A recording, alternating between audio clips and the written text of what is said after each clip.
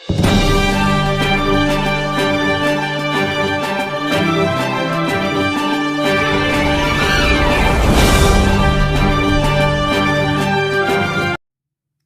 Everyone, welcome to कक्षा affairs, अपनी कक्षा अपना एग्जाम। आज हम डिस्कस करने वाले इस वीडियो लेक्चर में 14 दिसंबर 2021 के उन 10 मोस्ट इंपोर्टेंट क्वेश्चन के बारे में जो कि हमारे करंट अफेयर से रिलेटेड होंगे। तो शुरू करते हैं आज का पहला क्वेश्चन है, हाल ही में भारतीय फाउंडेशन ने किसके सहयोग से कॉन्वॉक 2021-22 के शुभारंभ की घोषणा की है? ऑप्शन है महिला बाल विकास मंत्रालय, नीति आयोग, राष्ट्रीय महिला आयोग या फिर इनमें से कोई नहीं। तो हाल ही में इसने नीति आयोग ने है वो भारतीय फाउंडेशन के सहयोग से कॉन्वॉक 2021-22 के शुभारंभ की घोषणा की है। ये जो भारतीय फाउंडेशन है ये भारतीय एंटरप्राइजेस की एक ब्रांच है जिसने नीति आयोग के साथ ये कॉन्वॉक 2021 है वो लॉन्च किया है। कॉन्वॉक है वो एक राष्ट्रीय शोध संगोष्ठी है जिसका उद्देश्य क्या होगा कि उद्देश्य है वो भारत भर के सभी टीचर्स या फिर शिक्षाविदों, स्कूलों के प्रमुखों पर विशेष ध्यान देने के साथ शिक्षा प्रदान करने और उनकी गुणवत्ता को मजबूत करने में चुनौतियों का समाधान करना है। इस कॉन्वॉक के माध्यम से वे अब अपने सूक्ष्म शोध यानी कि जितने भी अपने रिसर्च पेपर्स होंगे उनको आपस में वो साझा कर सकेंगे और इन शोध पत्रों का है वो विश्लेषण शिक्षाविदों के एक पैनल द्वारा किया जाएगा। जनवरी 2022 में है वो निर्धारित राष्ट्रीय अनुसंधान संगोष्ठी यानी कि नेशनल रिसर्च सिंपोजियम के दौरान शॉर्टलिस्ट किए गए शोध पत्र है वो प्रस्तुत किए जाएंगे। कब? जनवरी 2022 में। जनवरी 2022 में ये पत्र है वो जितने भी रिसर्च पेपर्स है वो शॉर्ट लिस्टेड किए जाएंगे, ये ध्यान रखना है। इस मंच के माध्यम से क्या होगा, कभी क्या बेनिफिट मिलने वाला है तो उसके बारे में देखते हैं। तो स्कूल के जो भी टीचर्स होंगे, सरकारी स्कूलों के प्रिंसिपल्स और भारतीय फाउंडेशन नेटवर्क के जो टीचर होंगे उनको है वो वैज्ञानिक दृष्टिकोण के माध्यम से रिसर्च आधारित है वो समाधानों का उपयोग करने के लिए प्रोत्साहित किया जाएगा और सीखने के परिणामों में सुधार के लिए जमीनी स्तर पर किए गए प्रयासों का है वो प्रदर्शन किया जाएगा। राष्ट्रीय शिक्षा नीति 2020 भी शिक्षकों को सिखाने के प्रक्रिया के केंद्र के रूप में पहचानती है। ये जो अनुशंसा करता है कि शिक्षकों को शिक्षण के लिए एक नए दृष्टिकोण के लिए पहचाना जाएगा जो कि उनकी कक्षाओं में सीखने के परिणामों में सुधार करने हेतु है। तो ये चीजें आपको ध्यान में रखना है। नेक्स्ट क्वेश्चन है, हाल ही में किसने LEI लागू किया है? ऑप्शन है पेटीएम, PNB, SBI, RBI। तो हाल ही में RBI reserve bank of India ने है वो LEI लागू किया है। अब ये LEI क्या है? तो LEI है जिसका फुल फॉर्म है लीगल एंटिटी आइडेंटिफायर यानी कि कानूनी इकाई पहचान करता। तो इसका संबंध किससे? तो RBI ने हाल ही में अनाउंस किया है कि अगले साल 1 अक्टूबर से, कब से? 1 अक्टूबर से है जो 50 करोड़ रुपए या फिर उससे अधिक की है वो संपत्ति या फिर पूंजी चालू खाता लेनदेन के लिए, सीमा पर लेनदेन के लिए एक आईडी है वो जनरेट करेंगे जिसको हम पहचानने के लिए लीगल एंटिटी आइडेंटिफायर अनिवार्य कर दिया। ये जो LEI है एक 20 अंकीय है वो संख्या होगी जिसका उपयोग वित्तीय डेटा सिस्टम की गुणवत्ता और सटीकता में सुधार के लिए दुनिया भर में वित्तीय लेनदेन के लिए पार्टियों के विशिष्ट रूप से पहचान करने के लिए ये किया जाता है। 1 अक्टूबर 2022 से बैंकों को किसी भी पूंजी या चालू खाता लेनदेन करने वाली निवासी संस्थाओं से LEI नंबर प्राप्त करना होगा। जितने भी बैंक है उनको क्या करना होगा कि जो किसी भी पूंजी या फिर चालू खाता का लेनदेन हो रहा है यानी कि 50 करोड़ से ज्यादा हो रहा है गैर व्यक्तियों में, उनको एक LEI है वो नंबर लेना कंपलसरी हो जाएगा यानी कि नंबर ये लेना ही होगा जो कि होगा 20 अंकों का, है ना। तो LEI क्या करेगा? तो LEI है वो धारकों के लिए लेनदेन के आकार पर ध्यान दिए बिना सभी लेनदेन में नंबर प्रस्तुत करना ये अनिवार्य हो जाएगा। एग्जाम पॉइंट ऑफ व्यू से डिस्कस करते हैं तो RBI के गवर्नर है 25वें गवर्नर है, कौन से? 25वें गवर्नर है शक्तिकांत दास और हेडक्वार्टर है मुंबई में और इसकी स्थापना है वो 1 अप्रैल 1935 में हुई थी। कहाँ पर हुई थी? कोलकाता में।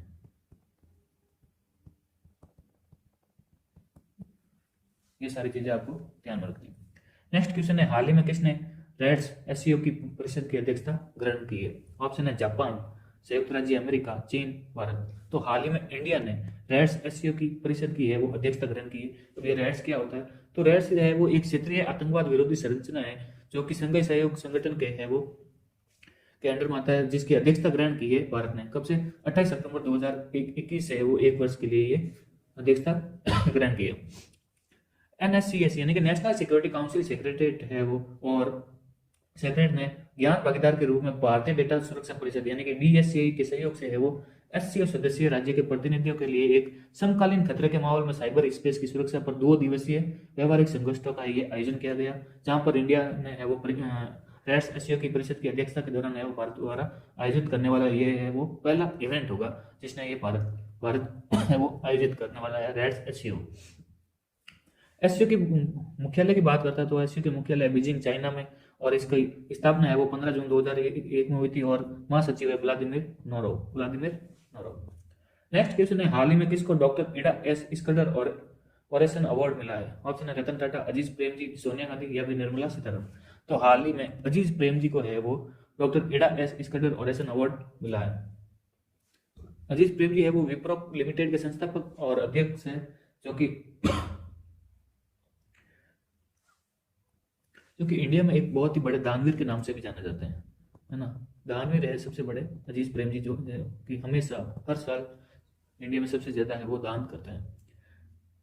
इनको है वो इस साल 10वें वार्षिक doctor Ida S Iskander humanitarian ओरेसन के प्राप्त करता है। यह पुरस्कार श्री प्रेमजी को समाज में उनके योगदान के सम्मान में है वो ये प्रदान किया जाता है। डॉक्टर इडा एस स्कंदर के बारे में डिस्कस करते हैं तो ये 1870 में रानीपेट में पैदा हुए डॉक्टर स्कंदर ने भारत के लोगों के लिए आधुनिक स्वास्थ्य देखभाल और चिकित्सा शिक्षा लेने के लिए अपना जीवन है वो समर्पित कर दिया था। इसके लिए हेल्थ में आधुनिक स्वास्थ्य देखभाल और चिकित्सा शिक्षा लाने के लिए ये अपना जीवन समर्पित कर दिया, तो उसी के याद में वो एक अवार्ड बनाया गया डॉक्टर इडा एस स्कंदर, जो कि हाल ही में दिया गया है अजीज प्रेमजी को। नेक्स्ट क्वेश्चन है, नीति आयोग कहां पर 1000 अटल टिंकरिंग लैब स्थापित करेगा? ऑप्शन है हिमाचल प्रदेश, जम्मू कश्मीर, असम, मुंबई। तो हाल ही में नीति आयोग ने यह ऐलान किया है कि वो जम्मू कश्मीर में है वो 1000 अटल टिंकरिंग लैब है वो स्थापित करेगा। वित्तीय वर्ष 2021 और 22 के अंत तक है वो 1000 अटल टिंकरिंग प्रयोगशालाओं में से 187 की स्थापना की जाएगी। टोटल 1000 करनी है, जिसमें से 2021-22 के अंत तक है वो टारगेट रखा गया कि 187 है वो टिंकरिंग प्रयोगशाला को है वो स्थापना की जाएगी। टिंकरिंग लैब के बारे में डिस्कस करते हैं तो ये टिंकरिंग लैब है वो भारत में केंद्र सरकार के अटल इनोवेशन मिशन के तहत एक उप मिशन है। ये AIM की प्रमुख पहल है जो पूरे भारत में हाई स्कूल के छात्रों के बीच एक अभिनव मानसिकता का पोषण करना चाहता है। नीति आयोग के बारे में डिस्कस करते हैं तो इसकी स्थापना है वो 1 जनवरी 2015 को हुई थी। इसका हेडक्वार्टर है नई दिल्ली में। आयोग के अध्यक्ष है नरेंद्र मोदी, प्रेसिडेंट है वो नरेंद्र मोदी होंगे, उपाध्यक्ष है वो राजीव कुमार, और CEO है हाल ही में अमिताभ कांत। नेक्स्ट क्वेश्चन है, वर्ल्ड टैलेंट रैंकिंग रिपोर्ट 2021 में भारत कौन से स्थान पर है? ऑप्शन है 139, 91, 56 या फिर 10। तो हाल ही में वर्ल्ड टैलेंट रैंकिंग रिपोर्ट 2021 में है वो भारत ने 56वां है वो स्थान हासिल किया है। अभी जो वर्ल्ड टैलेंट रैंकिंग रिपोर्ट है वो पब्लिश करता है वर्ल्ड कॉम्पिटिटिव सेंटर। किसने? वर्ल्ड कॉम्पिटिटिव सेंटर ने है वो ये पब्लिश की है। इसमें वैश्विक शीर्ष 10 देश इसी क्षेत्र से है, यानी कि स्विट्जरलैंड अपना शीर्ष स्थान बरकरार रखा है और भारत है वो 56वें स्थान पर है। टॉप पर कौन है? स्विट्जरलैंड। IMD के बारे में डिस्कस करते हैं तो IMD है वो एक स्वतंत्र शैक्षणिक संस्थान है जिसको हम जानते हैं IMD यानी international institute for management development, जिसकी जड़ें स्विस है और इसकी वैश्विक पहुंच है। इसकी स्थापना वो 75 साल पहले बिजनेस लीडर्स द्वारा बिजनेस के लिए की गई थी।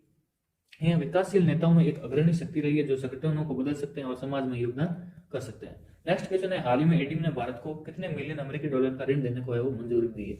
ऑप्शन है 250 मिलियन, 300 मिलियन, 950 मिलियन या फिर 350 मिलियन।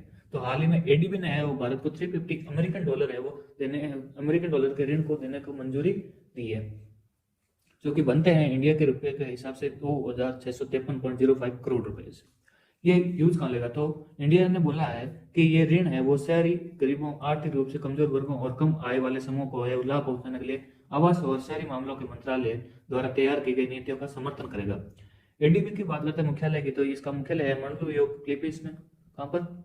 मंडलू योग फिलीपींस। और अध्यक्ष है असाकावा मासात्सुंगु असाकावा, और इसके सदस्य देश है 68, और इसकी स्थापना है वो 19 दिसंबर 1961 में हुई थी, सॉरी 1967 में, 1996 है, 1966 है ना। नेक्स्ट क्वेश्चन है, हाल ही में किसको यूनिसेफ की नई प्रमुख नियुक्त किया गया है? ऑप्शन है Henrietta Fore, Antonio Guterres, Catherine Russell या फिर इनमें से कोई नहीं। तो हाल ही में कैथरीन रसेल को है वो यूनिसेफ की नई प्रमुख नियुक्त किया गया है। अभी नियुक्त किसने किया? तो संयुक्त राष्ट्र महासचिव है वो एंटोनियो गुटेरेस, उन्होंने कैथरीन को संयुक्त राष्ट्र बच्चों की एजेंसी यूनिसेफ के प्रमुख के रूप में ये नियुक्त किया गया है, और जिसे संयुक्त राष्ट्र बाल कोष के रूप में भी जाना जाता है। कैथरीन रसेल है वो अमेरिकी राष्ट्रपति जो बाइडेन की सहायक है, वह राष्ट्रपति कार्यालय के व्हाइट हाउस का कार्यालय का भी प्रमुख है। कैथरीन रसेल है वो हेनरिटा फोर का है वो स्थान लेगी, किसका? हेनरिटा फोर को, जिन्होंने है वो जुलाई 2021 में पारिवारिक स्वास्थ्य समस्या के कारण इस्तीफा दे दिया था। यूनिसेफ की गतिविधियों के बारे में देखते हैं। गतिविधियां हैं टीकाकरण करवाना, रोग की है वो रोकथाम प्रदान करना, HIV वाले बच्चों और माताओं के लिए उपचार का प्रबंध करना, बचपन और मातृ पोषण बढ़ाना, स्वच्छता में सुधार, शिक्षा को बढ़ावा देना और आपदाओं में जवाब में आपातकालीन राहत है वो प्रदान करना। यूनिसेफ का हेडक्वार्टर है न्यूयॉर्क में, न्यूयॉर्क संयुक्त राज्य अमेरिका में, और इसकी स्थापना है वो 11 दिसंबर 1946 में हुई थी। नेक्स्ट क्वेश्चन है, हाल ही में किसने 70वीं मिस यूनिवर्स 2021 का ताज पहना है? ऑप्शन है हरनाज संधू, सुष्मिता सेन, लालेला मसनावे, नादिया फरेरा। तो हाल ही में हरनाज संधू ने वो 70वीं मिस यूनिवर्स 2021 का ताज ये पहना है। इंडिया ने है वो टोटली 21 साल बाद है ये खिताब वापस जीता है। इससे पहले है वो किसने जीता था? 2000 में लारा दत्ता ने है वो ये जीता था। किसने? मिस यूनिवर्स का खिताब जीता है लारा दत्ता ने 2000 में, और उससे पहले है वो 1994 में सुष्मिता सेन ने भी ये जीता था। तो इस आयोजन का है वो 17वां संस्करण इजराइल के इलियट में ये आयोजित किया गया था, जहां 21 वर्षीय ने प्रतिष्ठित प्रतियोगिता जीती थी। अभिनेता मॉडल है हरनाज संधू, उन्होंने ये 80 देशों के प्रतियोगिता को हराकर मिस यूनिवर्स 2021 का है वो खिताब जीता है। पराग्वे की 22 वर्षीय है वो नादिया फरेरा है वो दूसरे स्थान पर रही, जबकि साउथ अफ्रीका की 24 वर्षीय लालेला मसवाना है वो तीसरे स्थान पर रही थी। तो ये चीजें आपको ध्यान में रखना, ध्यान में मोस्टली ये रखना है कि 94 में अभिनेता सुष्मिता सेन और 2000 में लारा दत्ता ने वो ये पहले अवार्ड जीत चुकी है, और टोटली 21 साल बाद है ये अवार्ड जीता है हरनाज संधू ने। नेक्स्ट क्वेश्चन है, यूनिसेफ दिवस 2021 कब मनाया गया? ऑप्शन है 10 दिसंबर, 11 दिसंबर, 12 दिसंबर, 13 दिसंबर। तो हाल ही में 13 दिसंबर को है यूनिसेफ दिवस 2021 मनाया गया है। कल के क्वेश्चन जिसका आंसर आपको देना था, पेंटागन किस देश में स्थित है? तो इसका आंसर होगा संयुक्त राज्य अमेरिका। LEC पैलेस कहाँ स्थित है? तो इसका आंसर होगा फ्रांस। आज के क्वेश्चन है जिसका आंसर है वो आपको नीचे कमेंट बॉक्स में देना है। क्वेश्चन है, पशुपतिनाथ मंदिर स्थित है? ऑप्शन है कोलंबो में, काठमांडू में, मदुरई में, बोरोबुदुर में। सेकंड क्वेश्चन है, लीनिंग टावर ऑफ पिसा स्थित है? ऑप्शन है इटली में, फ्रांस में, जर्मनी में, स्पेन में। इन दोनों के आंसर आपको नीचे कमेंट में देना है। आई होप आपको ये वीडियो पसंद आया होगा। अगर आपको ये वीडियो पसंद आया है तो आप अपने दोस्तों के साथ और अपने स्टडी ग्रुप में वो शेयर जरूर करें और इसको सब्सक्राइब भी जरूर करें। तो मिलते हैं अगले वीडियो में, तब तक के लिए जय हिंद, जय भारत।